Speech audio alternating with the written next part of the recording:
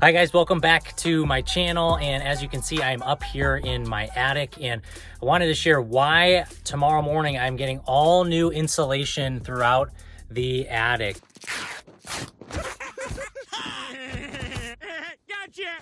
It's mostly because I just got a brand new HVAC system up on the roof, and I want to have the most energy efficient house I can possibly have to protect the lifespan of that brand new unit and bring the cost of my electricity bill down, especially in the summer. So it's going to cost me about $1,500 to add another about 8 inches of insulation across the top of the attic here. And I'll show you why it's so important to add this insulation, especially in Arizona or in another hot climate. I'm here in Arizona, and it's continually getting hotter in the summer. So if you're like me, you want to enjoy a cool house in the summer, and if you're in a colder climate, it's super important to add more insulation as well. Now here's one area I wanted to show you. This is half of the garage, half here, and then half over here, and then behind this duct over here is another bedroom. And the house across the top of the ceiling in the attic here built with 2x6 construction, which is great, but you'll notice that the tops of these 2x6s are exposed, even here about 2 or 3 inches even, which means that there's only a couple inches of insulation, which is not great. And I'm gonna bring that up. I've hired a company to do this tomorrow morning, and they're gonna bring the entire attic up to 15 inches. So that's gonna be incredible. I believe they're gonna put in R49, which has a really good heat resistance factor coming through the ceiling. And if you notice over here, it's literally just bare drywall.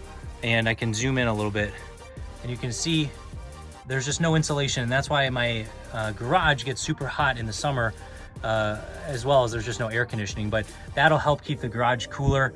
And then this far bedroom has a tendency to get pretty hot as well, especially in the summer. So excited to see how this new huge layer of cellulose is going to impact the energy efficiency of the house.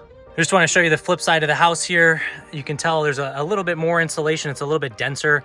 The estimator said it was about 8 or 9 inches right now. And again, we're going to bring it up to 15. So when we check back here shortly, we'll see way more cellulose, and I kind of feel bad for the team that has to come and do this because they kind of have to scurry all the way to the back. But I assume they're used to working in really tight spaces. So we're going to cover up this area. This is my brand new return and new ductwork that goes all the way to the back. The back unit is way back and around to the right. So I'm excited to see how this pans out. And again, over the garage here, there is basically no cellulose, which I think is common for garages, but you can always ask for that to be filled in if you have a new construction or if you're doing a third-party job like I'm investing in right now. But definitely excited to see this attic space fill up and allow for cooler summers. All right, back up in the attic. As you can see, I am in a world of insulation. It is so much better up here. As you can tell, everything is filled to the brim. So I'll show you a little bit around here, but the job cost me just under $1,500. It was $1,493 to be exact. And remember, as you're getting a quote or an estimate on a project like this, take a look at your roof line. And I noticed that about 200 square feet over my dining room area is rolled shingle with no attic access. So remember, don't pay for insulation and put that as part of your square footage for your house if it doesn't actually need insulation. So I was able to negotiate a couple $100 off because that part of the attic isn't going to take insulation like the parts of the attic that I'm in right now. So just keep that in mind. So here's a view looking over the garage right now and then that back bedroom. And as you can see, this duct, they brought up the insulation so high, it actually provides that extra insulation around the ductwork, which is really nice.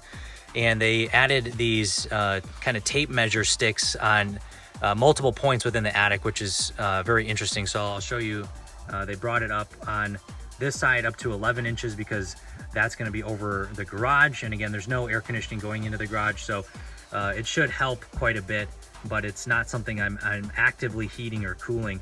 And then on this side over here, they brought it up to 15 inches over here and all the way at the back. Hard to see that back one, but that is really cool. And the insulation is super dense now. It goes all the way kind of dog-leg to the right, follows my house, and the ductwork goes all the way to that new HVAC all the way in the back.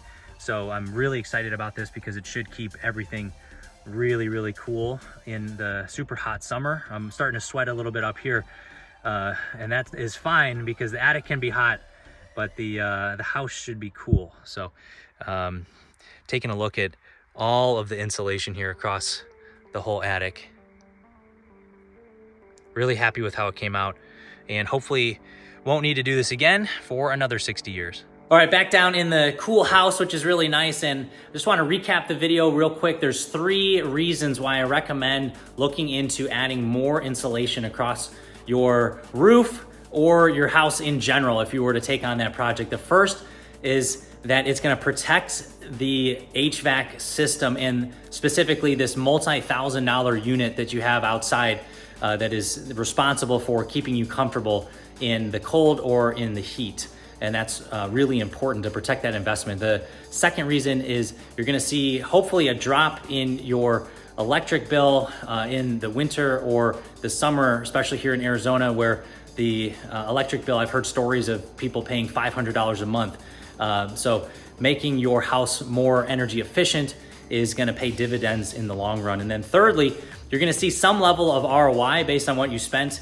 It's not going to add, I'm not going to see $1,500 directly on the value of my home, but there's some level of investment in future-proofing your house, and you're going to see a return on that at some point because it's one less project that a new owner or a new renter is going to have to take on in making the home more livable and more efficient and more valuable in turn. So thanks so much for watching the video, and until the next home improvement topic or DIY project, I'll see you later.